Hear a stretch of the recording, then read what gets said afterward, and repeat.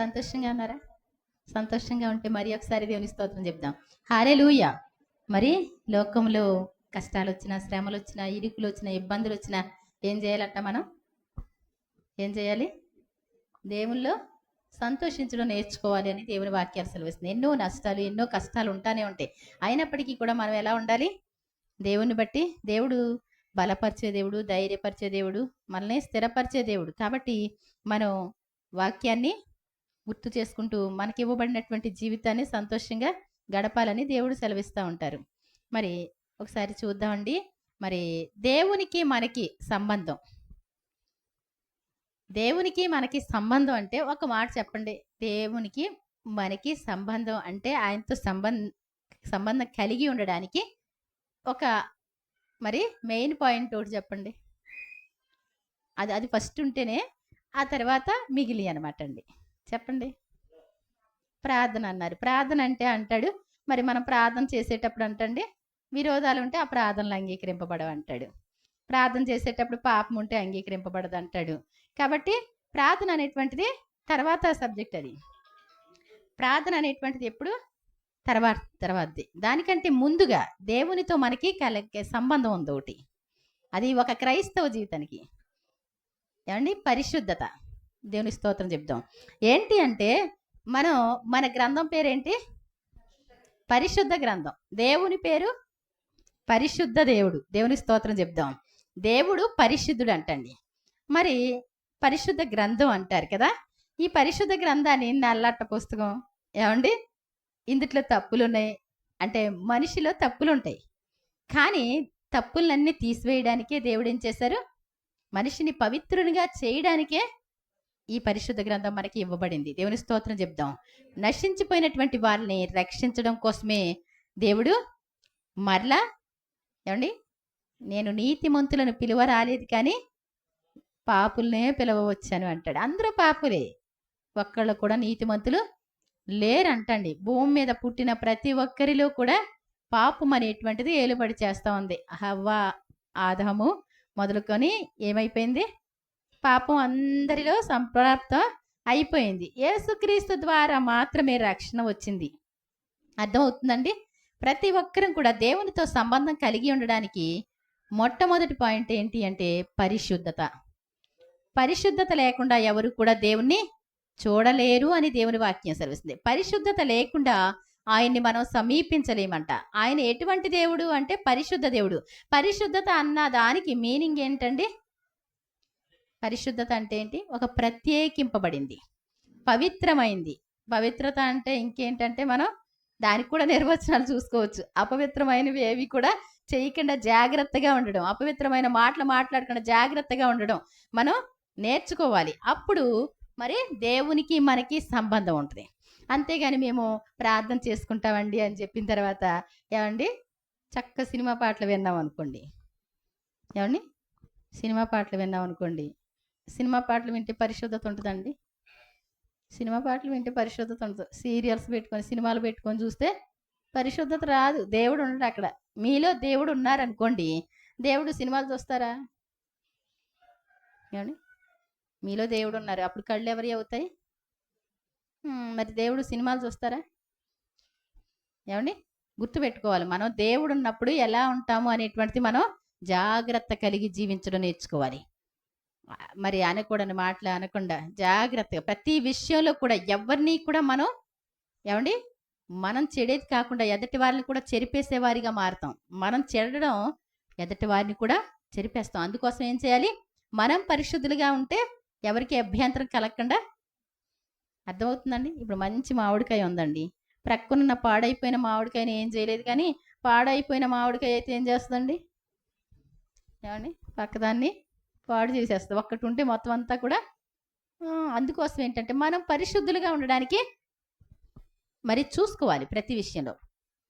దేవుడు అంటారు, ఇప్పుడు మందిరంలో ఆరాధన జరుగుతుంది, ఇది పరిశుద్ధమైనటువంటి విశ్రాంతి దినము అంటాడు ఆయన. ఏ దినం అంట? విశ్రాంతి దినం అంటే ఏంటి ఏమండి? మీకు ఏమైనా నమ్మకం ఉందా? ఏదో కుమారకు పెడుతుంది కాబట్టి, చుట్టాలం కాబట్టి వెళ్ళకపోతే బాగోదు ఏమండి అని వస్తున్నారా? పరిశుద్ధ దినం అన్నది ఎవరు చెప్పారు? దేవుడు చెప్పినటువంటి మాట నిరర్థకం అవుద్దండి. అన్నా ఏమంటది? దేవుడు చెప్పిన ఏ మాట అయినను నిరర్థకం కానేరదు. ఆయన పరిశుద్ధ పరిచాను, పవిత్ర పరిచాను అంటాడు ఆయన. ఈరోజు పరిశుద్ధ దినము అంటారు. ఈరోజు మనం వచ్చామనుకోండి, దేవుడు తప్పకుండా ఇక్కడ ఉంటారు. దేవుని స్తోత్రం చెప్దాం. మీరు ఎవరి కోసమో రావట్లేదు, కానీ ప్రతి విశ్రాంతి దినము దేవుడు చెప్పిన రోజు కాబట్టి ఆయన్ని ఆరాధిస్తూ ఉంటే ఆయన మనకంటే ముందుగా వచ్చి ఉంటారు. దేవుని స్తోత్రం చెప్దాం. కాబట్టి మనం పరిశుద్ధతను కాపాడుకోవాలి.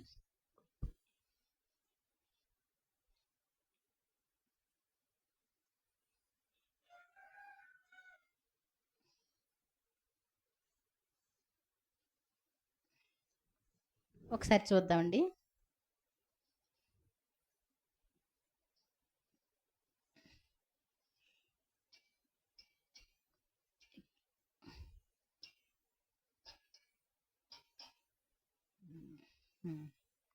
ఒకసారి చూద్దాం. ఆదికాండం 2వ అధ్యాయము 3వ వచనం చూడండి ఒకసారి. అంటే కొంతమంది కొత్త వాళ్ళు ఉన్నారు కాబట్టి ఒకవేళ వాళ్ళకు కూడా అర్థం అవడం కోసం ఒక్కసారి చెప్పాలి కాబట్టి చెప్పుకుంటూ వెళ్ళిపోతారు చకచక. ఎంతో టైం కాదండి, అందరూ కూడా జాగ్రత్తగా వినాలి. కాబట్టి దేవుడు ఆ 7వ దినమును ఆశీర్వదించి పరిశుద్ధపరచును. ఏలయనగా దానిలో దేవుడు తాను చేసినట్టు సృజించినట్టు తన పని అంతటి నుండి విశ్రమించెను. 7వ దినము అంటే విశ్రాంతి దినము. దాన్ని శనివారం అంటారు, దాన్ని స్థిరవారం అంటారు. హిందీలోనైతే స్థిరవారి అంటారు కదా. అంటే దేవుడు స్థిరపరిచినటువంటి వారం, అవునా? కాబట్టి ఈ 7వ దినాన్ని ఎందుకు ఆయన పరిశుద్ధపరిచారంటే 6 దినాల్లో భూమి ఆకాశాలను సృష్టించారంటండి. మానవుల్ని సృష్టించారు, సృష్టి యావత్తుని కలుగు చేశారు. 6వ రోజుకి అంతా అయిపోయింది. తాను సృజించినటువంటి ఈ యొక్క సృష్టి అంతటి నుండి ఏమండి ఎన్ని రోజుల్లో చేశారంట ఆయన? ఇక చేయవలసింది ఏం లేదు, అంతా అయిపోయిందంటండి. అప్పుడు 6 రోజుల్లో అయిపోయిన తర్వాత 7వ రోజుని అలా ప్రశాంతంగా చూసుకుంటా అన్నిటిని మంచిది అలా చూసుకుంటా సంతోషపడ్డారంట ఆయన. దేవుని స్తోత్రం చెప్దాం. అప్పుడు రెస్ట్ అనేటువంటిది ఉంటే మనిషికి సంతోషమా కాదా? ఏమంటే మీరు బాగా రోజంతా పనిచేస్తే ఇష్టమా, మధ్యాహ్నం 1 గంట అవుతుంది అనేసరికి రెస్ట్గా వెళ్ళి భోజనం చేసిన తర్వాత 10 నిమిషాలు తీరిగ్గా ఉంటే ఇష్టమా? పని చేస్తానికి వెళ్ళారండి, పనికి వెళ్ళే వాళ్ళు ఉన్నారు కదా, మీకు ఏమంటే తీరుకుంటే ఇష్టం ఉంటుందా, లేకపోతే ఎప్పుడు పని పెడితే మీ యజమాని బాగా సంతోషంగా ఉంటుందా? చెప్పండి. రెస్ట్ అనేటువంటిది ఎవరిచ్చారు? దేవుడే ఇచ్చారు. విశ్రాంతి అనేటువంటిది ఎవరిచ్చారు? దేవుడే ఇచ్చారు. కాబట్టి ఏంటంటే ఈ రెస్ట్ అనేటువంటిది దేవుడు పెట్టినటువంటి నియమం. మనం పగలంతా పనిచేసుకుని, ఇప్పుడంటే లైట్లు వచ్చేసినాయి కాబట్టి రాత్రి పగల అందరూ తిరుగుతూనే ఉంటున్నారు. ఎవరు ఎప్పుడు పడుకుంటారో తెలియదు. తెల్లవారుజామున ఒకడు పడుకుంటాడు, అర్ధరాత్రి కాడ ఒకడు పడుకుంటాడు, 9ంటికి పడుకుంటారు, 7ంటికి పడుకుంటారు. అసలు నిద్ర టైం అనేటువంటిది చెప్పలేని పరిస్థితికి వచ్చేసింది బిజీ ప్రపంచం. అప్పుడు దాకా వర్క్ చేసుకొని 5ంటి దాకా చేసుకొని తెల్లారాక పడుకుంటే కొంతమందికి బాగా నిద్ర వస్తుంది. కానీ ఇంతకు ముందు ఎలా ఉండేది? సాయంత్రం అవగానే ఏమండి దీపాలు వెలిగించేసరికి భోజనం చేసేసి మంచాలు ఎక్కేస్తే వాళ్ళు 4 గంటలకు లేచిపోతారు. ఏమండి వాళ్ళకి ప్రశాంతంగా పాటలు పాడిన తర్వాత ఏమండి వెలుగు వస్తుందా అంటే ఇంకా గమ్మున రాదు. ప్రార్థన చేసిన తర్వాత ఎప్పటికో వెలుగు వస్తాయి. ఇప్పుడు ఎలా ఉంటుందండి? ఓరు బాబాయ్ 2 అయిపోయిందా? ఏమండి అప్పుడే 2 అయిపోయింది, ఏమండి 1 గంట అయిపోయింది. ఇలాంటి పరిస్థితికి వచ్చింది. కాబట్టి రెస్ట్ అనేటువంటిది ఎవరిచ్చారంట? దేవుడు ఇచ్చాడు. కాబట్టి మనం రెస్ట్ తీసుకోవాలంటండి. మనిషికి 7వ రోజు విశ్రమించడం ద్వారా మన శరీర అవయవాలన్నిటికీ కూడా రిలాక్సే కాదు, ఆరోగ్యం కూడా. ఏమండి మనం ఈరోజు ఏ పని చేయకుండా ఉంటే ఏంటంట అంటే ఏదో ఒక రోజులేండి మనం విశ్రాంతి తీసుకుంటే, శనివారం కష్టపడి ఆదివారం తీసుకోండి, లేకపోతే సోమవారం చేసి మంగళవారం తీసుకోండి. అంటే మీకు రెస్ట్ ఎలాగో వచ్చేది ఏదో ఒక రోజు తప్పకుండా వస్తుంది. కానీ దానివల్ల ప్రయోజనం అనేటువంటిది లేదు. దేవుని మాట వినినట్టు అవ్వదు. కానీ దేవుని మాట వినడం ద్వారా మనకి ఆశీర్వాదాలు అనేటువంటివి వస్తాయి. గుర్తుపెట్టుకోవాలి. ఎవరు వచ్చినా రాకపోయినా వాక్యంలో ఉంది కాబట్టి విశ్రాంతి దినం నీ జీవితంలో ఎప్పుడు పోగొట్టుకోకూడదు. అది కష్టమైన, శ్రమైన, కోతకాలం ఉందైనా, విత్తుకాలం ఉందైనా, నీకు కష్టమైన ఏదైనప్పటికీ కూడా ఆ రోజు ఏ రోజంట? ఏమండి పరిశుద్ధ సంఘపు దినము. అది మరి మోషే కూడా అంటారండి, అది పరిశుద్ధ సంఘపు దినము అంటాడు. చూడండి, అలాగే నిర్గమాకాండము 3:5 అందుకు ఆయన దగ్గరకు రావద్దు, నీ పాదముల నుండి నీ చెప్పులు విడువుము, నీవు నిలిచి ఉన్న స్థలము పరిశుద్ధ ప్రదేశము అనెను. దేవుని స్తోత్రం చెప్దాం. అర్థం ఏంటి అంటే, ఇక్కడ మోషే గారు ఏమండి మరి ఆయన మరి ఆ పొద ఏంటో మండుతూ ఉంది. ఆ మంట వస్తుంది, కానీ ఎంతసేపు చూసినా ప్రొద్దుటి నుంచి మండుతుంది. ఆయన వచ్చిన కాడి నుంచి మండుతుంది, అంతకు ముందు నుంచి మండుతుంది అంటే అంతకు ముందు నుంచి మండుతుంది, కానీ తను చూసినప్పటి నుంచి మండుతుంది, కానీ పొద కాలిపోలేదు. ఆ విచిత్రం ఏంటో తెల్లి చూద్దామని చూస్తే దేవుడు దూరం నుంచి మాట్లాడుతూ ఉన్నాడు, మోషే మోషే నీవు చెప్పులు విడువు, నీవు నిలిచి ఉన్నటువంటి భూమి పరిశుద్ధ భూమి. దేవుని స్తోత్రం చెప్దాం. దేవుడు నిలిచి ఉన్నటువంటి భూమి దేవుడు ఉన్నటువంటి భూమి ఏమవుద్దండి, దాన్ని ఏమంటారు? యెరూషలేముని పరిశుద్ధ పట్టణం అని ఎందుకంటారు? దేవుడు అక్కడ నిలిచి ఉంటారు కాబట్టి, ఆయన దృష్టి నిలిచి ఉంటుంది కాబట్టి. పరిశుద్ధ మందిరాన్ని ఏమంటారు? పరిశుద్ధ స్థలము అంటారు. కాబట్టి మరి దేవుడు నిలిచి ఉన్నటువంటి భూమి కాబట్టి నువ్వేం చేయకూడదు, నీ చెప్పులు అక్కడే విడిచిపెట్టావు. చెప్పులు అంటే ఏమండి, ఎన్నాళ్ళు ఎలా చేసేవారు? తోలుతో చేసేవారు కదా. అవన్నీ ఏంటంట, శరీర కార్యాలకి గుర్తంటండి. చెప్పులు అనేటువంటి దాన్ని ఏం చేయాలి, వదిలిపెట్టేసి లోపలికి వస్తాం కదా. చెప్పులు వేసుకొని వస్తారండి ఏమండి? చెప్పులు వేసుకొని రాం కదా. పరిశుద్ధ స్థలంలోకి ఎలా వస్తాం? చెప్పులు వేసుకొని వెళ్ళరు కదా. కాబట్టి శరీర కార్యాలతో దేవుని సన్నిధిని మనం సమీపించలేం. అర్థమవుతుందండి? ఎలా పడితే అలా వచ్చేసి కూర్చొని వెళ్ళిపోవడం ద్వారా అటెండెన్స్ పడద్దని అనుకుంటారేమో, ఇంకా ఎక్కువ శాపం వస్తుంది.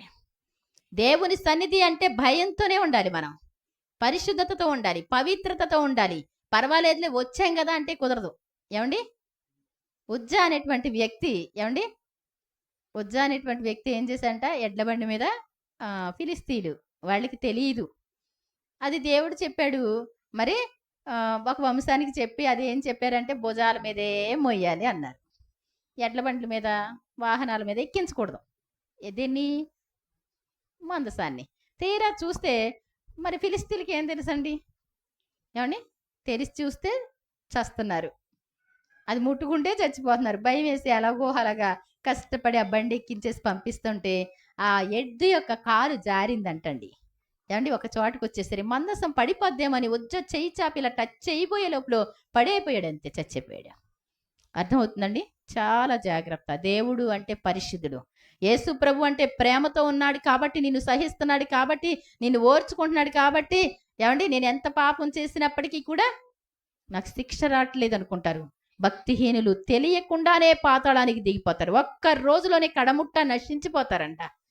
వాళ్ళు వెళ్ళిపోయారని తెలియదండి.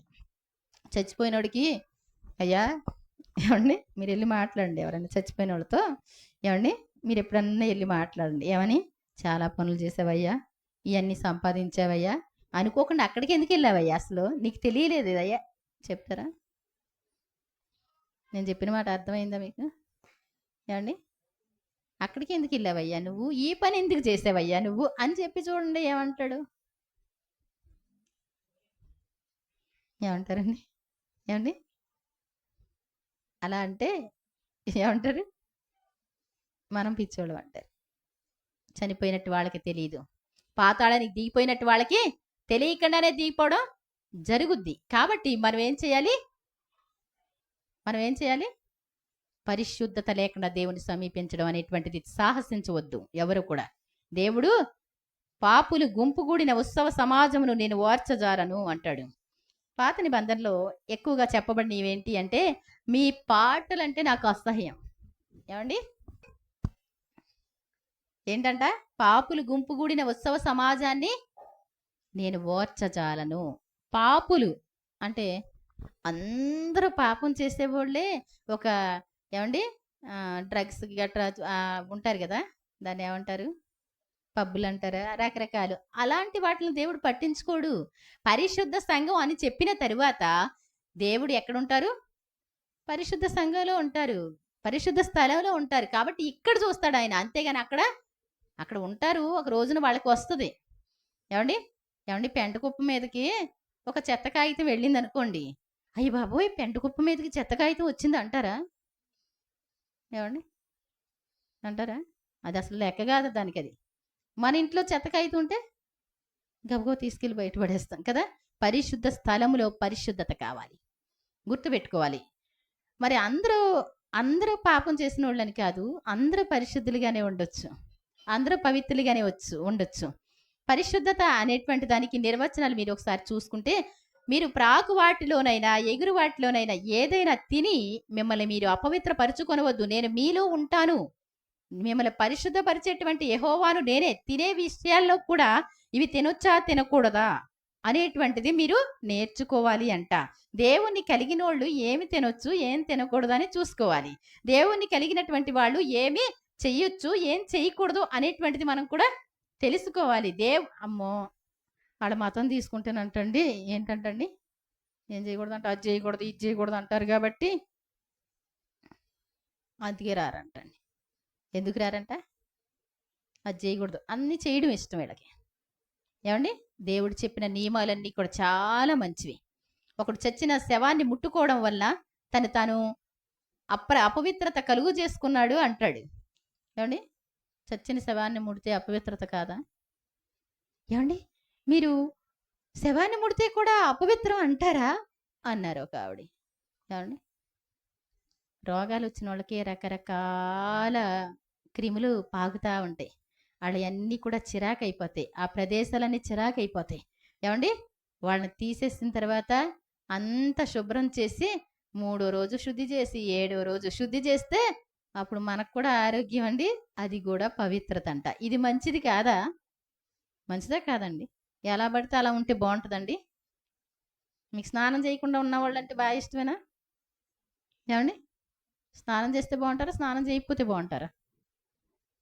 ఏమండి కాబట్టి గుర్తుపెట్టుకోవాలి, పవిత్రత అనేటువంటిది మనం అర్థం చేసుకోవాలి. అపవిత్రమైనటువంటి జీవితంతో దేవుణ్ణి సమీపించుదాం అనుకుంటే అది కుదరదనమాట అండి. మనం దాన్ని ఏం చేయాలంటే, అపవిత్రత అనేటువంటిది పరిశుద్ధ మందిరానికి ఇష్టపడ్డ దేవుడు రావడం ఇష్టపడ్డు. ఏదో వచ్చాం కదా వెళ్ళిపోతున్నాంలే. ఏమండి ఏమండి పాపం మధ్యలో బ్రేక్ తీసుకొని చుట్ట దాగొచ్చి సిగరెట్ దాగొచ్చి ఏమండి కాసేపట్లో మందు కూడా తాగి వద్దాం ఆ పక్కకి వెళ్ళి ఉంటారండి, లేకుండా ఉండరు. అర్థమైందా? మేము మీటింగ్స్కి చిన్నప్పుడు మేము మీటింగ్స్కి వెళ్తే అన్ని మందు బాటిల్సే, పక్కనంతా అన్ని మందు బాటిల్సే. వీళ్ళు ఎవరు అంటే పాస్టర్ అని పేరు పెట్టుకుని వచ్చేస్తారు, పేరు రాసుకుంటారు, తీరా చూస్తే మందు బాటిల్ ఎక్కడి నుంచి వచ్చినాయి? అర్థమవుతుందండి? అంటే మందు అంటే అపవిత్రం కాదనిపిస్తుంది వాళ్ళకి.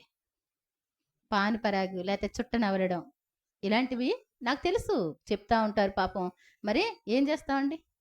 కాబట్టి చాలా జాగ్రత్త. మీ శరీరాన్ని మీరు పాడు చేసుకోవడం ద్వారా దేవుడు మీలో ఉండలేరు. అపవిత్రమైన జీవితం మనం జీవిస్తే దేవుడు మనలో ఉండలేరు. కాబట్టి దేవుడు మరి మనం పరిశుద్ధులుగా ఉండాలి అని దేవుడు చెప్తున్నాడు.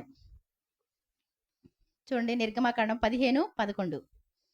యెహోవా వేల్పులలో నీ వంటి వాడెవడు? పరిశుద్ధతను బట్టి నీవు మహనీయుడవు, స్తుతి కీర్తనలను బట్టి పూజ్యుడవు, అద్భుతములు చేయవాడవు, నీ వంటి వాడెవడు? దేవుని స్తోత్రం చెప్తాం. ఏమండి దేవుని స్తోత్రం చెప్తాం. హల్లెలూయా. యెహోవా వేల్పులలో నీ వంటి వాడెవడు? వాళ్ళు ఎర్ర సముద్రం దాటి బయలుదేరి వస్తూ ఉంటే మిరియం పాడినటువంటి పాట ఏంటంటండి, వేల్పులలో ఆయన వంటి వాడు ఎవడు కూడా లేడు, పరిశుద్ధతలో ఆయన మహనీయుడు అంటండి. మిగిలిన వాళ్ళకి ఎవరికి పరిశుద్ధతలు లేవండి. దేవుడి తర్వాత మనమే పరిశుద్ధులం. దేవుని స్తోత్రం చెప్దాం. అర్థమైందండి? దేవుని నీతిని నేర్చుకున్న మనము, దేవుని నీతి రక్తంతో కడగబడిన మనమే దేవుడి తర్వాత పరిశుద్ధులు. అవునా కదా? మరి ఇంకా వేరే వాళ్ళు ఎవరు లేరు పరిశుద్ధులు. వేల్పులలో నీ వంటి వాడు ఎవడు కూడా లేదు. మనుషులు కాస్తంత కట్టడలు నియమాలు అన్నీ ఉన్నాయి మనుషులకి. ఏమండి వాళ్ళు కొన్ని కట్టుబాట్లలో ఏం చేస్తారు, వాళ్ళు సరిదిద్దుకొని బ్రతుకుతూ ఉంటారు. కానీ వేల్పులలో లేరు అంటాడు. తర్వాత పరిశుద్ధతను బట్టి నీవు మహనీయుడవు, స్తుతి కీర్తనలను బట్టి పూజ్యుడవు, అద్భుతములు చేయవాడు, నీ వంటి వాడెవడు? దేవుని స్తోత్రం చెప్దాం. అద్భుతాలు చేసే దేవుడు. నీకు నీ జీవితంలో మేలు మాత్రమే చేయగలడు ఆయన. దేవుడు కీడు చేస్తాడా? కీడు జరగడానికి కొన్ని పొరపాట్లు ఉండొచ్చు, కొన్ని తప్పులు ఉండొచ్చు. ఒకవేళ నీలో పొరపాటు కూడా లేకపోవచ్చు, ఒకవేళ నష్టమే కలగొచ్చు. అప్పుడేంటండి? అది కూడా మేలే. ఏది చేసినా ఆయన ఏం చేస్తాడు? ఆయన ప్రేమించే దేవుడు. మేలు చేయక ఉండలేడంట. దేవుని స్తోత్రం చెప్దాం. అందుకే యోబు గారు అంటాడు, యెహోవా ఇచ్చిన యెహోవా తీసుకున్న యెహోవా నామానికి స్తుతి కలుగునుగాక అంటాడు. ఎందుకని? ఆయన ఆయనకి ఏమండి? ఆయన మేలు చేయకుండా ఉండలేడని నమ్మాడు ఆయన. అందుకోసం ఏది చేసినా మేలే, నా జీవితంలో ఏది జరిగినా మేలే అనుకున్నాడు. ఎంత కష్టపడినప్పటికీ కూడా ఓర్చుకోవడం నేర్చుకున్నాడు. కానీ తను సంతోషంగానే ఉండగలిగాడు. కాబట్టి అలాగే ఒకసారి చూద్దామండి.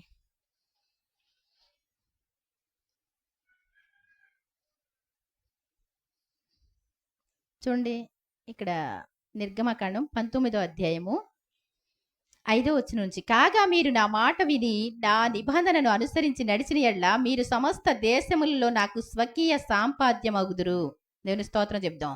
మీరు నా మాట ఎప్పుడైతే వింటారో, నా ఆజ్ఞలు కట్టళ్ళు ఎప్పుడైతే అనుసరిస్తారో, మీరు ఎక్కడ ఉన్నప్పటికీ కూడా సమస్త దేశాల్లో కూడా, మీరు ఈ దేశంలో ఉన్నా ఇంకొక దేశంలో ఉన్నప్పటికీ కూడా వాళ్ళు ఎవరంటండి? ఆయన సంపాదన అంట. ఎవరి సంపాదన? నా స్వకీయ సాంపాద్యం అంటాడు దేవుడు. అంటే మీ సొత్తు. ఏమండి? మీ అబ్బాయి అమెరికా వెళ్ళాడు అనుకోండి, ఎవరబ్బాయి అండి? ఎవరబ్బాయి? ఇప్పుడు ప్రశాంత్ అమెరికా వెళ్ళాడు సపోజ్. ఎవరబ్బాయిగా మారిపోతాడు? అమెరికా వాళ్ళ అబ్బాయిగా మారిపోతాడా? ఎవరబ్బాయి? ఏమండి? మా అయ్యగారు అబ్బాయి అంటాం, అంతేనా? ఎక్కడికి వెళ్ళినా ఈ భూమి మీద ఉన్నంతకాలం ఎక్కడ ఎవరి కొడుకు? అంతే, మీ పిల్లలే. అలాగే దేవుడు కూడా మీరు నా కట్టడలు ఆజ్ఞలు అనుసరించడం ద్వారా పరిశుద్ధత అనేటువంటిది, నేను మిమ్మల్ని ఈ ఆజ్ఞలు కట్టడలు అనుసరించడం ద్వారా మిమ్మల్ని పరిశుద్ధ పరుస్తాను. ఏమండి? నేను మీలో ఉంటాను కాబట్టి మీరు నా బిడ్డలుగా ఉంటారు. సమస్త దేశాలకు వెళ్ళినప్పటికీ కూడా, మీరు ఎక్కడ ఉన్నప్పటికీ కూడా దేవుడు సర్వంతర్యామి, సమస్త భూమి ఆయింది కాబట్టి మీరు ఎక్కడ ఉన్నప్పటికీ కూడా నా బిడ్డలుగా ఉంటారు అంటాడు ఆయన. సమస్త భూమియు నాదే కదా, మీరు నాకు యాజక రూపమైన రాజ్యముగాను పరిశుద్ధమైన జనముగాను ఉందురని చెప్పుము. నీవు ఇశ్రాయేలుతో పలుకవలసిన మాటలు ఇవే అని చెప్పగా, మోషే వచ్చి ప్రజల పెద్దలను పిలిపించి యెహోవా తనకు ఆజ్ఞాపించిన మాటలన్నీ వారి ఎదుట తెలియపరచెను. దేవుని స్తోత్రం చెప్దామండి. కాబట్టి మనం ఆయన మాటలు విని ఆయన ఆజ్ఞలు అనుసరించడం ద్వారా ఆయన బిడ్డలుగా ఉంటామని దేవుడు సెలవిస్తా ఉన్నాడు. చూడండి, నిర్గమకాండం 19వ అధ్యాయము 22వ వచనం ఒకసారి చదువుతున్నాను.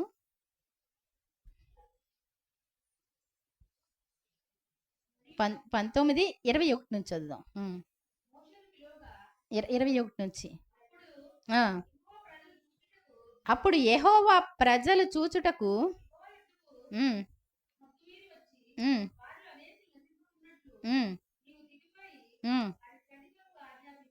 చూడండి, ఇక్కడ అంటాడు నిర్గమాకాండం 20వ అధ్యాయం ఇందాక చదువుకున్నాం కదండి, 10 ఆజ్ఞలు. ఈ 19వ అధ్యాయంలో 20వ అధ్యాయంలో ఆజ్ఞలు ఉంటాయి, 19వ అధ్యాయంలో జాగ్రత్తలు చెప్తున్నాడు. నీవు ప్రజలందరినీ కూడా పరిశుద్ధపరచు. ఏ పురుషుడు ఏ స్త్రీని కూడా 3 రోజుల వరకు చేరకూడదు. మీరు మీ బట్టల్ని ఉతుక్కోవాలి. మీరు పరిశుద్ధంగా ఉండాలి. అందరూ పరిశుద్ధంగా ఉండాలి. ఆ యొక్క సీనాయి పర్వతానికి మీరు రావాలి. ఒక హద్దు ఏర్పాటు చేయాలి. ఏం చేయాలంటండి? హద్దు ఏర్పాటు చేయండి. ఎవడైనా సరే త్వరపడి దేవుని చూడడానికి పరిగెత్తుకుంటా హద్దు దాటి వస్తే ఏమవుద్దంట? చదవండి. వచ్చిన వారిలో అనేకులు నశింపకుండునట్లు. అర్థమవుతుందండి? వస్తే ఏమైపోతారంట? హద్దు ఉండాలి. ఆ యొక్క పర్వతాన్ని ముట్టుకుంటే ఏమవుతారండి? అలా ఎందుకండి అన్నాం అనుకోండి, ఏమండి, హై వోల్టేజ్ వచ్చినప్పుడు ఏమవుతుందండి? ఏమండి, బల్బులన్నీ కూడా మాడిపోతాయి. స్టెబిలైజర్ ఉంటే అది అడ్డుకుంటుంది, అవునా కదా? కానీ మరి దేవుని యొక్క శక్తి అందరూ కూడా తట్టుకోలేరు. మామూలుగా మంచి బాగా పరిశుద్ధంగా ఉన్న ప్రవక్తలు వచ్చినప్పుడు ఇలా పక్కన వెళ్తేనే వాళ్ళే పడిపోతారు. ఒక ఆయన అందరు వందనాలు అనగానే హాయ్ అని ఇలా అన్నాడు అంటాడు, మొత్తం పడిపోయారు. అర్థమవుతుందండి? అంత పవర్ ఉంటుంది. దేవుడికి ఎంత పవర్ ఉంటుందండి మరి? ఏమండి, అయస్కాంతానికి పెట్టినటువంటి పిన్నీసే ఏం చేస్తది? ఇంకో పిన్నీస్‌ని పట్టుకోగలుగుద్ది. 2, 3 పట్టుకోగలుగుతది. ఏవండీ? కాసేపటి వరకు. కానీ మరి మ్యాగ్నెట్ దానికి ఎంతుంటది పవరు? దేవునికి మామూలు పవర్ కాదు. ఆయన్ని సమీపించాలి అంటే ఈ శరీరంతో మనకి చాలా కష్టం. కానీ మన మాటలు ఆయన వింటారు. మనతో ఉండడానికి కూడా ఇష్టపడ్డారు. ఈ రోజున చాలా తగ్గించుకొని పరిశుద్ధాత్ముడుగా మనలో ఉండడానికి ఆయన ఇష్టపడుతున్నారు కాబట్టి, ప్రేమికుడిగా ఉండడానికి ఇష్టపడుతున్నారు కాబట్టి, చులకన చేయకూడదు దేవుణ్ణి. అర్థమవుతుందండి? మన ఇష్టానుసారంగా ప్రవర్తించడానికి మనం సాహసించకూడదు. ఏది చేసినా పర్వాలేదులే దేవుని దగ్గరికి వెళ్ళిపోవచ్చు అనుకోవద్దు. అర్థమవుతుందండి? మనం మన ఇష్టానుసారంగా చేసిన తరువాత పర్వాలేదులే దేవుని సన్నిధి అనవద్దు. అర్థమైందండి? చాలా జాగ్రత్త. తప్పు చేసేసిన తర్వాత కూడా పర్వాలేదులే అని చెప్పి దేవుని దగ్గరికి వస్తే నీకు ఆయనకి సంబంధం ఎప్పుడో ఫీజు కొట్టేసింది. ఏమండి? బల్బులేమి వెలగవు. ఏ పనులు జరగవు. అర్థమవుతుందండి? గుర్తుపెట్టుకోవాలి. పరిశుద్ధత మాత్రం కాపాడుకోవాలి. ఆ కనెక్షన్, పరిశుద్ధత అనేటువంటి కనెక్షన్ నీకున్నప్పుడు ప్రార్థన చేయగలుగుతావు, పాటలు పాడగలుగుతావు, మనసారా ఆరాధించగలుగుతావు. కంగారు పడిపోయి బాబోయ్! దేవుడంటే ఎలా ఉంటదండి? కొంతమంది దగ్గరికి వెళ్లి ప్రార్థన చేస్తుంటే వీళ్ళని దీవించినైనా అని పాపం మంచి ఉద్యోగం రావాలైనా, మంచి భార్య రావాలనైనా, మంచి కుటుంబం రావాలైనా, మంచి ఇల్లు ఇల్లు కోసమే చేసేది. అప్పటికే మెలికలు తిరిగిపోతా ఉంటారు. ఏంటి అంత ప్రార్థన ఎందుకు? అసలు వింటేగా వీళ్ళు ప్రార్థన. నీ జీవితంలో ఏది కావాలో ప్రార్థన చేస్తున్నారంటే, అయ్య బాబోయ్! ఇల్లంటే మాటలా, మంచి భార్య అంటే మాటలా, మంచి బిడ్డలంటే మాటలా అన్నది ఉండాలా వద్దా? ఏమండి? వీళ్ళు వినరు. ముందే మెలికలు తిరుగుతారు. అంటే అర్థం ఏంటి? దేవుడు ఇస్తాడని తెలీదు. 5 నిమిషాలు దేవుని సన్నిధిలో ఉండలేరు వాళ్ళు. కాబట్టి ఏంటంటే పరిశుద్ధత అనేటువంటిది దేవునికి మనకి సంబంధం. డాంబికులైనటువంటి పాపాత్ములు దేవుని సన్నిధిలో నిలబడలేరంటండి. వాళ్ళు కూర్చోలేరు. అర్థమవుతుందండి? దేవుని సన్నిధిలో ఎవరు కూర్చోలేరు? పాపాత్ములు కూర్చోలేరంటండి. వాళ్ళకి ఒక్కొక్క మాట ఎలా ఉంటుందండి? చాలా కష్టం. వాళ్ళు వినలేరు. ఒక్కొక్క మాట తట్టుకోలేరు అనమాట. కాబట్టి మనం చూడండి తర్వాత, మరియు యెహోవా వారి మీద పడకుండానట్లు యెహోవా యొద్దకు చేరు యాజకులు తమ్ము తామే పరిశుద్ధ పరచుకొనవలనని మోషేతో చెప్పగా, ఏంటంటండి? యెహోవా వారి మీద పడకుండునట్లు, ఎక్కడైతే పరిశుద్ధత లోపిస్తుందో అక్కడ ఏమవుద్దంటండి? దేవుడు పడ్డం అంటే ఏంటండి? మనం పట్టం ఇంకా. అంతేనా కాదా? మనుషులు చాలా జాగ్రత్త. మరి మనం దేవుణ్ణి ఇష్టం వచ్చినట్టుగా కాదు, జాగ్రత్తగా ఉండాలి. ప్రతి విషయంలో ప్రభువా మీరు నాలో ఉంటున్నారు కదా, నేను పరిశుద్ధంగా ఉండాలి, నేను పవిత్రంగా ఉండాలి. ప్రతి విషయంలో కూడా పరలోక రాజ్యానికి ప్రయాణం చేసే మనము అరణ్య యాత్ర అంటాడు ఇది. ఏమండి? అరణ్య యాత్ర అంటే ఏంటి? ఇక్కడ అన్ని దొరకపోవచ్చు, అయినప్పటికీ కూడా దేవుడు నీకు ఏమీ తక్కువ కాకుండా కాపాడుతాడు. కాబట్టి చాలా జాగ్రత్తగా ఉండడం మనం నేర్చుకోవాలి. అలాగే చూద్దామండి ఒకసారి. నిర్గమాకాండం 28వ విశ్రాంతి దినమును పరిశుద్ధముగా ఆచరించుటకు జ్ఞాపకం ఉంచుకొనుము. ఏం చెంటండి? ఏం చేయాలంట? మనకు అన్ని జ్ఞాపకం ఉంటాయి, విశ్రాంతి దినమే జ్ఞాపకం ఉండదు. అవునా? అంతేనా? ఏమంటారండి? ఓరి విశ్రాంతి దినం ఇవాళ, సర్లే వెళ్ళొచ్చేసేయండి, కొంచెం లేట్ అయింది. విశ్రాంతి దినం అంటే 1000 దినాలతో సమానం. 1000 దినాల ఆశీర్వాదాలు నీకు ఉంటాయి. నీ జీవితంలో 1000 దినాల ఆశీర్వాదాలు కావాలంటే ఫంక్షన్కి వెళ్తే వస్తాయండి? ఫంక్షన్కి వెళ్తే వస్తాయా? పెళ్ళిళ్ళకి వెళ్తే వస్తాయా? చుట్టాలతో ఏమని మన పనులన్నీ చేయడం ద్వారా 1000 దినాల ఆశీర్వాదం వస్తుందా? 1000 దినాల ఆశీర్వాదాలు అంటే ఏంటి? మనకి బాగా జబ్బు వచ్చినప్పుడు, అవన్నీ వచ్చినప్పుడు ప్రభువా అని ఏడ్చుకుంటూ వచ్చింది, అది కాదు 1000 దినాల ఆశీర్వాదం. దేవుడు చెప్పిన రోజు ఈ విశ్రాంతి దినాన్ని పరిశుద్ధముగా ఆచరించుటకు జ్ఞాపకం ఉంచుకో. ఒక్క దినము గడపడం 1000 దినాల కంటే శ్రేష్టం. అంటే అది ఆయన మాట కాబట్టి దేవుడు ఆశీర్వదిస్తాడు. నువ్వు వచ్చినా కనికరిస్తాడు, కాదంటలేదు. నువ్వు అడిగిన దానికంటే కాస్తంత ఎక్కువ ఇస్తాడు. కానీ విశ్రాంతి దినం చేస్తే ఏం చేస్తాడు ఆయన? ఏం చేస్తాడు? 1000 దినాలు ఆశీర్వదిస్తాడు. 1000 దినాల ఆశీర్వాదం అని తెలియదండి అందరికీ. ఏదోలేండి, ఏమండి, ఏదో అందరితో కలిసి ఉండాలి కాబట్టి అదిగా సంఘాలంటే. అర్థమైందండి? ఈ సంఘం అంటే ఏంటి అంటే పరిశుద్ధమైనటువంటి దేవునికి పెండ్లి కూతురు. ఎవరు? పరిశుద్ధమైన దేవుని పెండ్లి కూతురు మనం. అర్థమవుతుందండి? ఈ దేవుని యొక్క పెండ్లి కూతురులో మనం అందరం కూడా, ఒకళ్ళ కన్ను అయితే, ఒకళ్ళ ముక్కు అయితే, ఒకళ్ళ కాళ్ళైతే, ఒకళ్ళ వేలైతే, ఏమండి అందరూ ఎలా ఉండాలండి? మన శరీర అవయవాలు ఒకదానితో ఒకటి ద్వేషించుకుంటాయా? ఏమండి? మీ చేతులు ఎప్పుడైనా తలకే హెల్ప్ చేసినాయా? బయట వాళ్ళు ఎవరైనా చేస్తున్నారా మీకు? ఏమండి? మీ చేతులు, కళ్ళు అన్నిటికీ కూడా ఏం చేస్తాయి? హెల్ప్ చేస్తానే ఉంటాయి. చక్కగా ప్రతి అవయవం నాదే అనుకుంటది చెయ్య. ఆ పైనుంచి కింద వరకు తోముతుంది. ఏమండి? అవునా కదా? ఈ గోరు ఎలా ఉంటుంది దీనికి ఎందుకు? ఇది కూడా నీట్గా ఉండాలనుకుంటుంది. ఏమండి? కన్ను బాగాలేదంటే ఇలాను అంటది. ఎంత బాగా ఐక్యతగా ఉంటాయో. ఈ సంఘం అనేటువంటిది ఏంటి అంటే యేసు ప్రభు యొక్క పెళ్లి కూతురు. ఇది ముడత మచ్చ కళంకం లేనటువంటి ప్రియురాలు అంటండి. దేవుని స్తోత్రం చెప్దాం. మనం పరిశుద్ధమైనటువంటి కన్యక. ఇప్పుడు ఏఐలో మనుషులు ఎంత అందంగా ఉంటున్నారు కదా. మరి యేసు ప్రభు పెళ్లి కూతురు అంటే ఏంటో తెలుసండి? ఏమండి? యేసు ప్రభు యొక్క పెండ్లి కూతురు అంటే పాతాళ లోక ద్వారాలు దాని ఎదుట నిలబడ నేరవంట. దేవుని స్తోత్రం చెప్దాం. పాతాళ లోక ద్వారాలు, పాతాళం యొక్క అధికారాలు ఏది కూడా సంఘం ముందు పనికిరాదంటండి. ఈ సంఘంలో కొంచెం సేపు కూర్చొని ప్రార్థన చేస్తే దానికి ఉన్న పవరు, ఏమండి, అందరూ ఏం చేస్తారండి? చిన్ని గ్రూప్ కట్టుకుని డ్వాక్రా గ్రూప్ మొత్తం అందరూ వెళ్ళి చేస్తే అంటారు కదా. కానీ మరి దేవుని యొక్క, ఏమండి, దేవుని యొక్క సంఘం యొక్క, ఏమండి, సంఘం యొక్క పవర్ ఏంటో తెలుసా? దేవుని సంఘం యొక్క పవర్ ఏంటి? అందరు కలిసి ప్రార్థన చేస్తే ఒక మనిషి చచ్చిపోయాడని బ్రతుకుతారు.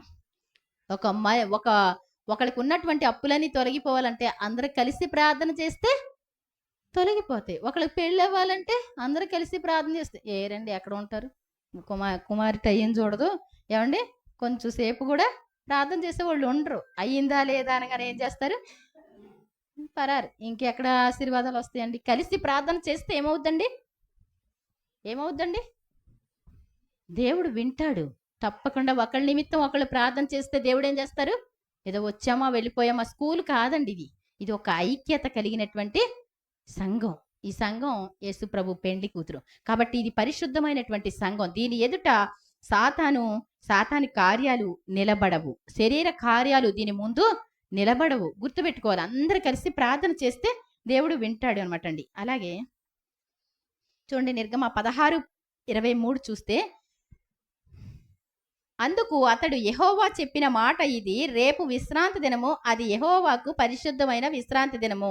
మీరు కాల్చుకొనవలసినది కాల్చుకొనుడి, మీరు వండుకొనవలసినది వండుకొనుడి, ఉదయం వరకు మిగిలినంతయు మీ కొరకు ఉంచుకొనుడని వారితో చెప్పెను. చూడండి ఏంటంటండి, వీళ్ళు అన్నారంటండి, శుక్రవారం నాడు వెళ్ళి 2 తెచ్చుకున్నారండి వీళ్ళు. ఏంటంటండి, బాగా విన్నవాళ్ళు వీళ్ళు. ఆదివారం ఒకటి తెచ్చుకోండి, సోమవారం ఒకటి తెచ్చుకోండి, మంగళవారం ఒకటి, బుధవారం ఒకటి, గురువారం ఒకటి, శుక్రవారం నాడు గురువారం ఒకటి, శుక్రవారం నాడు 2 తెచ్చుకోండి, విశ్రాంతి దినం దొరకదు కదా అని చెప్తే బాగా విన్నారు కొంతమంది. ఆ శుక్రవారాన్ని గుర్తుపెట్టుకొని, ఏమండి, ఒకటి తెచ్చుకునే వాళ్ళు 2 తెచ్చుకున్నారు. గబగబా మోషే దగ్గరికి పరిగెత్తుకొచ్చేసారంట. మళ్ళా ఏంటంట, మోషే మొన్న బుధవారం నాడు ఏం చేశారు? 2 తెచ్చుకుంటే పురుగులు అయిపోయినాయి కదా, ఈ రోజు 2 తెచ్చుకున్నారు వీళ్ళు. ఇదే దేవుడు చెప్పినటువంటి మాట. మీరు శుక్రవారం ఏం చేయాలి? 2 కూర్చుకోవాలి. అది రేపు బయట దొరకదు. మళ్ళీ అంటండి కొంతమంది పడుకొని లేచి ఏం చేశారంటండి, విశ్రాంతి దినం పాడవిలోకి వెళ్ళారంట బోలి బొచ్చులు వేసుకొని. ఏమండి, అది అప్పుడు ఉంటుందండి. విశ్రాంతి దినం బయటికి వెళ్ళి సంపాదించినటువంటి సంపాదన నిలబడద్దు. అర్థమైందండి? మీకు విశ్రాంతి దినంలో వచ్చిన సంపాదన మా జీవితంలో మేము చూసామండి. ప్రాది విశ్రాంతి దినానే పెద్ద హోటల్ ఆరంభం చేశారు. పెద్ద అందంగా తయారైంది, అందంగా వచ్చేసింది, చాలా పేరు తెచ్చుకున్నారు. ఒక్క రోజునే తగలబడిపోయింది. విశ్రాంతి దినాన్ని వచ్చినటువంటిది ఏది కూడా మన జీవితంలో మిగలదు. గుర్తుపెట్టుకోండి, అది పురుగులైపోద్ది అని చెప్తాడు. ఇది దేవుడు చెప్పినటువంటి మాట. ఈ రోజు మనం ఏం చేయాలి? మనకున్న అవయవాలు కానీ, మనకున్న ఆస్తిపాస్తులు కానీ, మనకున్న కుటుంబాలు కానీ ఆశీర్వదింపబడాలి అంటే ఒక్క విశ్రాంతి దినం కూడా నువ్వు నిర్లక్ష్యంగా ఉండడానికి వీల్లేదు. కాబట్టి గుర్తుపెట్టుకోవాలి. దేవుడు చెప్పినటువంటి మాటని ఈ గుర్తుపెట్టుకొని మరి ముందు రోజే జాగ్రత్త కలిగి జీవించడం మనకి నేర్చుకుందాం. అలాగే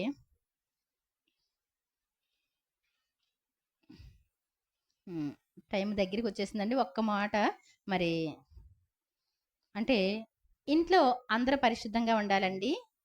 ఏమండి, ఒక్కళ్ళు ఉంటే సరిపోద్దా అంటే ఏం చెప్తామండి? అందరూ పరిశుద్ధంగా ఉండాలంట. ఏమండి, మరి ఫోన్లో ఉన్నారు మా ఫ్రెండ్, అనుకోకుండా అలా అన్నాను, అలా ఉంచేసుకుంది. అందరూ పరిశుద్ధంగా ఉండాలి. మరి సంఘంలో అందరూ పరిశుద్ధంగా ఉండాలా? ఏమండి? ఉండాలా వద్దా? ఎవరిష్టానుసారంగా వాళ్ళు ఉండి వచ్చేసి భోజనం చేసి కాసేపు కూర్చొని వాళ్ళ మాటలు మాట్లాడేసుకొని ఏదో భోజనాలు అయితే నెల మొదటి వారం తినేసేసి వెళ్ళిపోతే ఆశీర్వాదం వచ్చేద్ది అనుకుంటున్నారా? రాదు. ఇక్కడ అంటాడు యెహోషువ గ్రంథంలో ఇంకా చాలా ఉన్నాయి, కానీ మనకి టైం అయిపోయింది కాబట్టి ఈ ఒక్క కొటేషన్ చెప్పేసి మీకు ముగిస్తా. అదేంటి అంటే, మరి హాయి అనే పట్టణం చాలా చిన్నది. అర్థమవుతుందండి? ఇశ్రాయేలు ప్రజలు మరి ఐగుప్తు బానిసత్వం నుంచి బయలుదేరినప్పుడు యోర్దాను ఏమండి మరి ఎర్ర సముద్రం దాటారు, యోర్దాను దాటారు. ఏమండి? యోర్దాను కూడా ఏం చేసింది?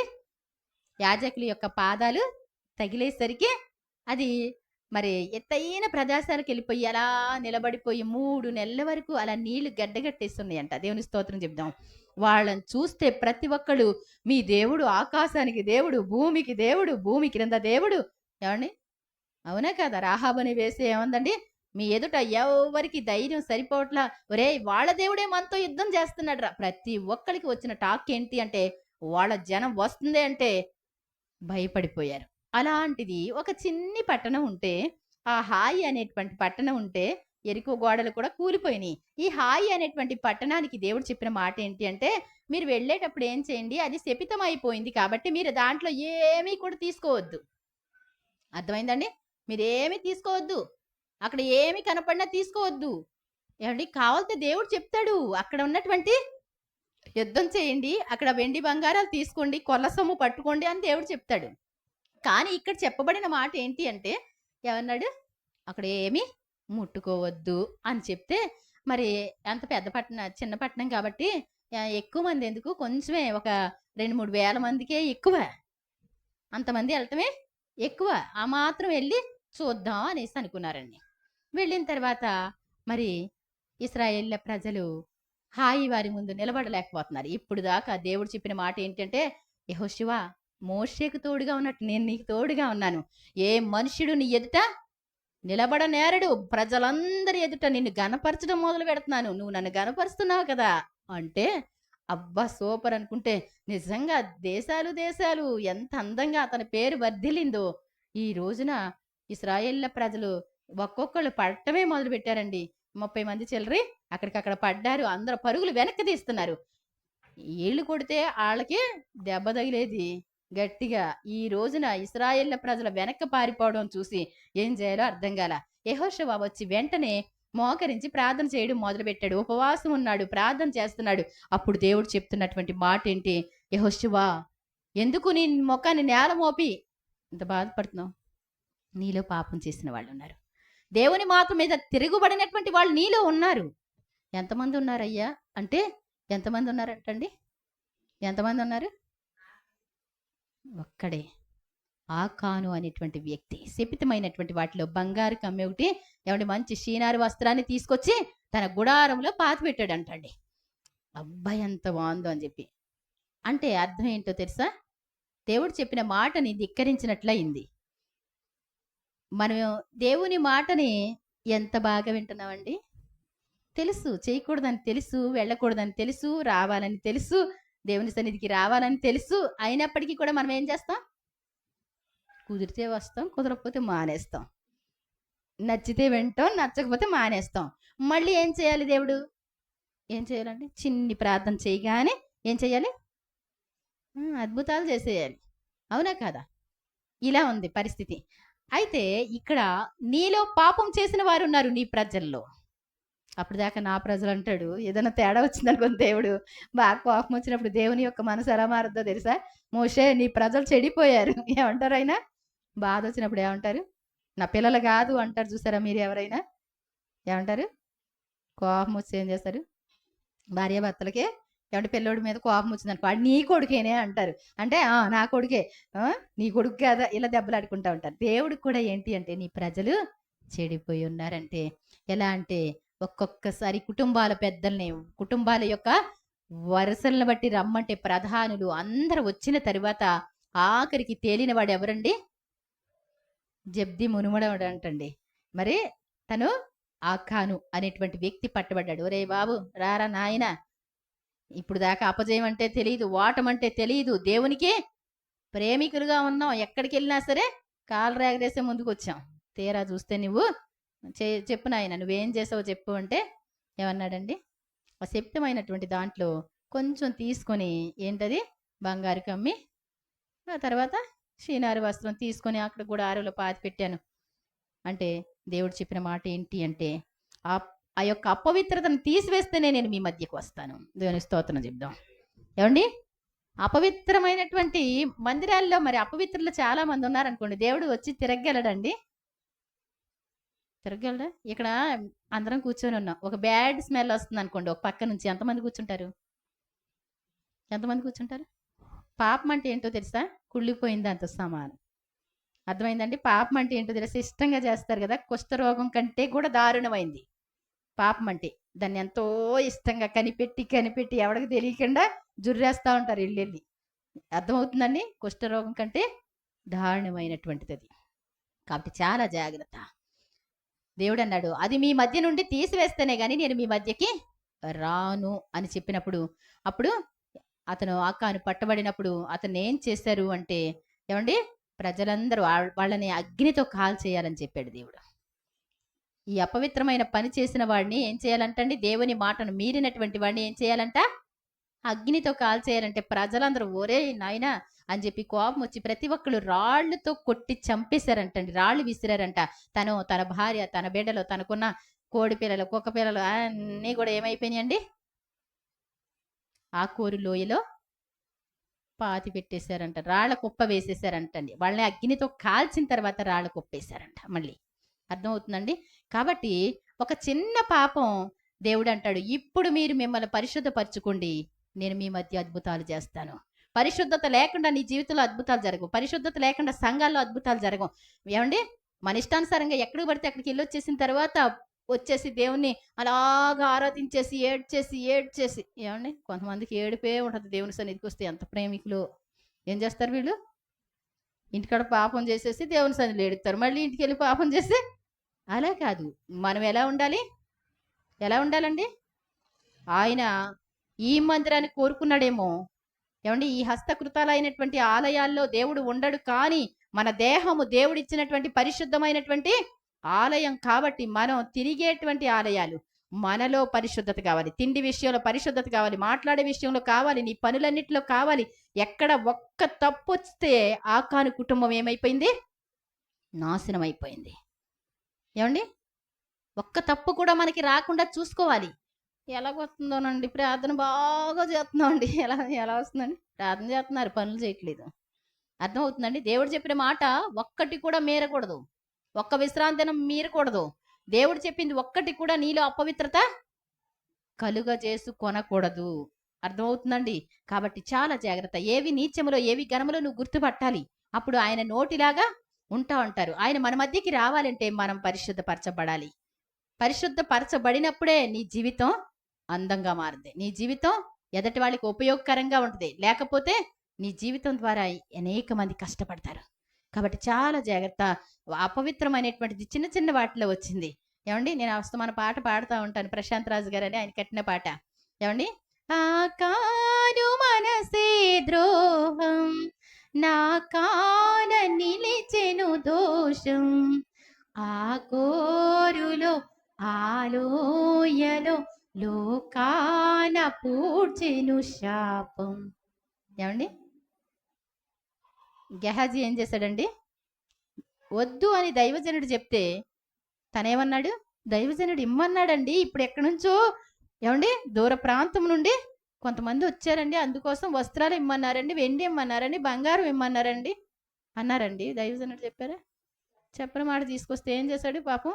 అయ్యగారు, మా అయ్యగారికి పిచ్చి, వెండి బంగారాలతో నేనైతే మంచి ఇల్లు కడతాను, అయ్యగారి కంటే టాపులో ఉండొచ్చు అని ఆలోచిస్తూ ఏమైపోయిందంటండి, అతనికి విడిచినటువంటి కుష్ఠరోగం, ఏమండి, నీ తరతరాలకి వస్తుందంట. ఎంత దరిద్రం అండి! నువ్వు సంపాదించేది నీతి సంపాదించు, న్యాయంగా ఉండు, అప్పుడు నీ పిల్లలు వర్ధిల్లుతారు. నువ్వు ఒకవేళ ఏమి సంపాదించలేదు అన్నప్పటికీ కూడా నీతి న్యాయాన్ని వదిలిపెట్టొద్దు. ఎవరిది ఒక్క రూపాయి తీసుకునే మనిషిగా ఉండొద్దు. నీ వంశాలు ఆశీర్వదింపబడాలంటే, దేవుడు నిన్ను ఇష్టపడాలి అంటే, నీ కుటుంబాల్లోకి దేవుడు నిన్ను వదులుకోడండి. స్వకీయ జనంగా ఉంటారు. మీరు సమస్త మరి వంశాల్లోకి వెళ్ళినా సమస్త దేశాల యందు ఉన్నప్పటికీ కూడా ఆయనకి స్వకీయ సాంపాద్యంగా ఉండాలంటే నువ్వు నీతి న్యాయాలని అనుసరించాలంట. అర్థమవుతుందండి నేను చెప్పేది? అర్థమైన వాళ్ళు దేవునికి స్తోత్రం చెప్దాం. ఇంకా చాలా చక్కటి మాటలు ఉన్నాయి. మనకేం అస్సలు సమయం ఎప్పుడు సరిపోదు. ఏమండి, మీరు చదువుకోండి ఎప్పుడు కూడా. పరిశుద్ధత అనేటువంటిది రోజు చదువుతుంటే మీకు అర్థమవుతాయి. దేవుడు పరిశుద్ధులలో మహనీయుడు. ఆయనకి ఎప్పుడు స్తుతి కీర్తనలు పాడాలి, పరిశుద్ధంగా ఉండడానికి ట్రై చేయాలి. మనం మరి దేవునికి పెళ్లి కూతురుగా ఉన్న మనం మురికి మాలిన్యాలు అంటించేసుకొని మామూలు మనుషులు బ్రతికినట్టు బ్రతికితే గనక ఆ బ్రతుకి వాల్యూ ఉండదు. కాబట్టి చాలా జాగ్రత్తగా ఉండడం నేర్చుకుందాం. మన నోటి మాటలు చాలా జాగ్రత్త. మనం పరలోక రాజ్యాన్ని పోగొట్టుకుంటామేమో అన్న భయంతో మనం కలిగి ఉండాలి. ఇక్కడ ఆశీర్వాదాలు వస్తే వచ్చి లేకపోతే లేదు. కానీ నీ పరలోక రాజ్యం పోగొట్టుకునే పరిస్థితి మనం ఉండకూడదు. నీకు ఏమున్నా లేకపోయినా లాజరు కురుపులతో ఉంటే కుక్కలు నాకిని అంటండి కురుపుల్ని. ధనవంతుడు నా ప్రాణమా తినుము త్రాగుము సంతోషించుము నీకు అనేక సంవత్సరాలకి ఏమండి ఇక అన్నీ సమకూర్చాను అంటే దేవుడి దగ్గరికి దెయ్యాలండి. ఏమండి మృత్యు వెళ్ళి ఏమందంటండి, ఏమంది, ప్రభువా ఆ ధనవంతుడు ప్రాణాన్ని ఇవ్వచ్చు కదా, ఏమండి ఆ లాజరు ఉన్నాడు కదండి, ఆ లాజరు వద్దు మాకు. ఎవరు కావాలి? ఎవరు కావాలి? దేవుడు మృతి నొందించువాడు నేనే, బ్రతికించువాడు నేనే. ఎవరైనా అడిగితే నా ప్రాణమైనా నీ ప్రాణమైనా దేవుడు ఓకే అంటేనే, దేవుడు ఇస్తేనే అప్పుడు చనిపోతాం. అర్థమవుతుందండి? నీ ప్రాణాన్ని నీకు ప్రతిగా జనములను అప్పగిస్తాను, నీకు ప్రతిగా రాజ్యాలను అప్పగిస్తాను, దేశాలను అప్పగిస్తాను అంటాడు. సాతాను వచ్చి ఒక చిన్న విషయంలో నిన్ను అడగవచ్చు, కానీ ఆ వ్యక్తి నా వ్యక్తి. ఆ వ్యక్తికి బదులుగా మీరు ఏమి ఇస్తారండి? పలానా దేశం ఇస్తారా? ఏమండి పలానా దేశం ఏ దేశం కావాలి నీకు? ఏ దేశం? వెనిజులా కావాలా? ఏమండి అరుణాచల్ కావాలా? ఒక్కొక్క భక్తుడి కోసం లేచిపో ఉండొచ్చు అవి. అర్థమవుతుందండి? నీవు ఆయన దృష్టికి ప్రియుడు అయితే గనక మనుషుల్ని అప్పగిస్తాడు దేవుడు. నీకు ప్రతిగా బోడంత మందిని అప్పగించడానికి ఇష్టపడతాడు, కానీ నిన్ను అప్పగించడు. కాబట్టి చాలా జాగ్రత్త. నువ్వు ప్రియమైన వాడివిగా ప్రియమైన దానివిగా ఉండాలని కోరుకుంటున్నారు. దేవునికి మనకి ఉన్న సంబంధం పరిశుద్ధత. ఈ పరిశుద్ధత ఉన్నప్పుడే నువ్వు పాటలు పాడితే దేవునికి సంతోషం. మరి ఆయన నీ దగ్గరికి వచ్చి కూర్చోగలరు. నీ ప్రార్థనలు దగ్గరగా ఆయన చెవి, నీ యొక్క మాటలకి ఆయన చెవి ఇలా పెట్టగలరు. అంతేగాని మీరు ప్రార్థన చేయనప్పుడు నా చేతులు కప్పుకుంటాను, నా ముఖం మీకు మరుగు చేసుకుంటాను అని భక్తిహీనులతో దేవుడు చెప్తున్నాడు. అలాంటి పరిస్థితి మనం తెచ్చుకోవద్దు. ఈ రోజున నీ ప్రార్థన, యథార్థవంతుల ప్రార్థన ఆయనకి ఏంటంటండి? ఆనందకరం అంటండి. వాళ్ళు ఏం చేస్తారు? యథార్థవంతులు ఎదటి వారి కోసం, మేలు కోసమే ప్రార్థన చేస్తారు. కాబట్టి మనం ఎదటి వారి కోసం ప్రేమగా ప్రార్థన చేయడం, క్షమించడం కోసం, వాళ్ళని రక్షించడం కోసమే మనం మరి ప్రార్థన చేస్తాం. కాబట్టి ఆ ప్రార్థన దేవునికి ఇష్టంగా ఉంటే మరి ఈ రోజు నుంచి పరిశుద్ధత కాపాడుకోకుండా దేవుని సన్నిధికి రావడం కూడా నీకు చాలా పనిష్మెంట్ తగులుద్ది. చూస్తున్నాడు దేవుడు. ఒకవేళ పరిశుద్ధత లేకుండా గెట్నైపోతా ఉంటే ఈ రోజు నుంచి భయపడి అయ్యా ఆ పాపము నుండి నన్ను తప్పించమని ప్రార్థన చేద్దాం. దేవుడు తన పరిశుద్ధ వాక్యాన్ని దీవించినగా చిన్ని ప్రార్థనతో ముగించి మరి సాక్ష్యానికి సమయం ఇద్దాం. పరిశుద్ధుడైన పరమ తండ్రి, మీ ఘనమైన నామానికి వందనాలు ప్రభువా. ఈ సమయంలో నాయన మీ సన్నిధిలో ఉన్న నీ బిడ్డలందరినీ దీవించండి. ఇంతవరకు పరిశుద్ధత కలిగి ఉండాలని మీరు సెలవిచ్చారు. నేను పరిశుద్ధుడై ఉన్న ప్రకారం మీరును సమస్త విషయాల్లో పరిశుద్ధులుగా ఉండమని మీరు సెలవిచ్చారు. మా మాటలు, మా యొక్క పనులు, మేము చేసే ప్రతీదీ కూడా వాక్యానుసారంగా ఉండగలిగిన కృప మాకు దయచేస్తారని, విన్న వాక్యం మా అందరిలో ఫలింపచేసి మీరు మా హృదయంలో నివసించడానికి పరిశుద్ధ స్థలంగా, పరిశుద్ధమైన మందిరాలుగా, సజీవమైనటువంటి మందిరాలుగా మేము ఉండగలిగిన కృప దయచేయమని యేసు ప్రభువారి దివ్యనామని అడిగి వేడుకుంటున్నాను తండ్రి. ఆమేన్. ఆమేన్. అందరికీ వందనాలండి.